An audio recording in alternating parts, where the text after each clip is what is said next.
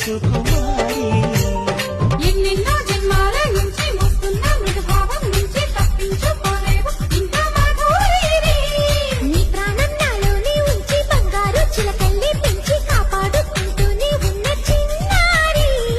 ఒట్టి మాట నమ్మలేవు మాటకారి ఒట్టు పెట్టి మళ్ళీ చెప్పు ఒక్కసారి మురిపించు నన్ను చేరి రాధిక రాలేవా వంశీనాదాలి నడిపించే పాదా